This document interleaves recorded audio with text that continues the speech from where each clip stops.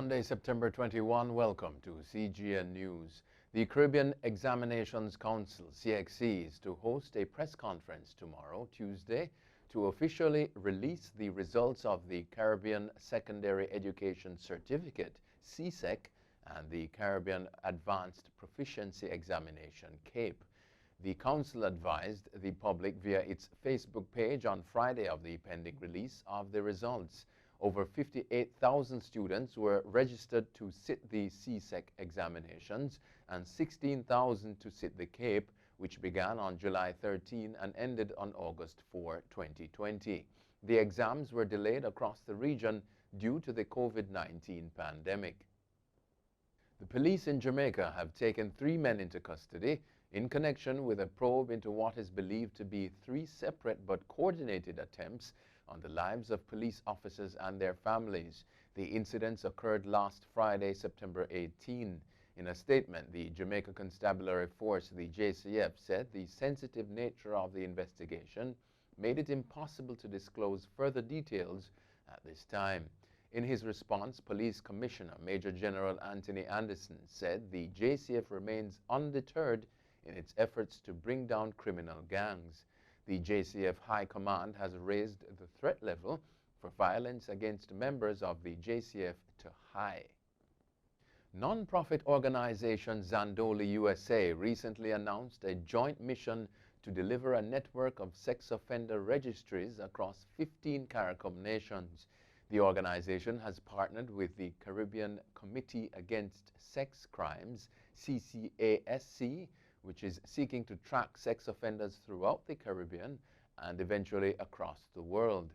Jonathan Bagan of CCASC said he hopes that the partnership can deliver a comprehensive network of shared registries in all the countries of the Caribbean so that offenders are accounted for.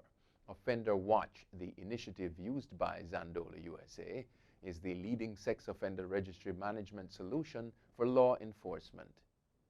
U.S. Secretary of State Mike Pompeo visited Guyana on Friday, looking to shore up support for Trump administration efforts to oust Venezuelan President Nicolas Maduro and building ties with the booming oil producer. During the brief visit, Pompeo and President Ifran Ali signed agreements to strengthen U.S. investment and cooperation on energy and infrastructure, while vowing to deepen cooperation on maritime security and drug trafficking interdiction. Pompeo praised Ali's support for the Lima Group, a regional body of U.S.-aligned nations that have pushed for a diplomatic solution to Venezuela's political crisis. Guyana's new president made some of his strongest remarks yet in regard to Venezuela, with which it shares a border. Overseas now, Donald Trump's move to replace the late Supreme Court Justice Ruth Bader Ginsburg before the presidential election is an abuse of power, his Democratic rival Joe Biden says. Trump has said he will nominate a woman to replace the long-standing liberal justice. Biden has urged Senate Republicans to delay a confirmation vote. Ginsburg, a liberal icon and feminist standard-bearer, died on Friday aged 87. The appointment of judges to the Supreme Court is a political decision in which the president chooses who is put forward. The Senate then votes to confirm or reject that choice.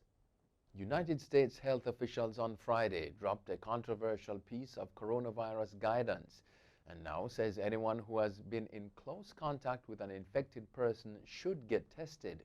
The Centers for Disease Control and Prevention retracted instructions posted last month that said people didn't need to get tested if they didn't feel sick. That change had set off a rash of criticism from health experts who couldn't fathom why the nation's top public health agency would say such a thing amid the pandemic. The CDC now says anyone who has been within 6 feet of an infected person for at least 15 minutes should get a test. In a statement, the agency called the changes a clarification. The UK's Court of Appeal will this week hear the claim of the Venezuelan government against the Bank of England for refusing to hand over the Venezuelan gold reserves. According to Prensa Latina, the appeal hearing will take place between September 22 and 24 in London. On July 2, the British Justice ruled against the Central Bank of Venezuela, the BCV, in the lawsuit against the Bank of England. They determined that the gold, valued at over $1.2 billion, must be delivered to the board appointed by the self-proclaimed Venezuela President Juan Guaido. The British judge said that Guaido was unequivocally recognized as the legitimate president of Venezuela in 2019 by the then UK Foreign Minister Jeremy Hunt. The BCV's lawyers argue, however, that London never broke diplomatic relations with the government of the Venezuelan constitutional president Nicolas Maduro, and that both countries maintained their respective ambassadors in London and Caracas. The World Health Organization, the WHO, has agreed on rules for testing of African herbal remedies to fight COVID-19. Sound science would be the sole basis for safe and effective traditional therapies to be adopted, it said. This protocol comes months after a bid by the president of Madagascar to promote a drink based on Artemisia, a plant with proven efficacy in malaria treatment, was met with widespread scorn. In April, the president launched COVID Organics, saying it was a prevention and remedy. The drink, which has also been sent to dozens of African countries, is produced by the Malagasy Institute of Applied Research.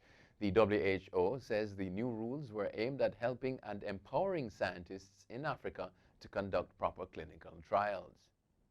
A Spanish athlete is being applauded on social media after he sacrificed a top-tier win in the 2020 Santander Triathlon to give it to a competitor who took a wrong turn on the course. British athlete James Teagle was on course to win third place in the competition in Spain September 13 when he made a mistake meters from the finish. Diego Mentrida overtook him but noticed the error and stopped to allow Teagle to cross first. He said his parents and his club taught him that it was the right thing to do.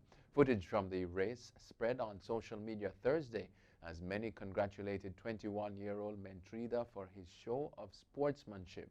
Last Friday, Mentrida was awarded honorary third place by the organizers and the same €300 prize money as Teagle, according to Spanish newspaper El Mundo. That's it for CGN News. I'm Scott Wilson. Thanks for watching.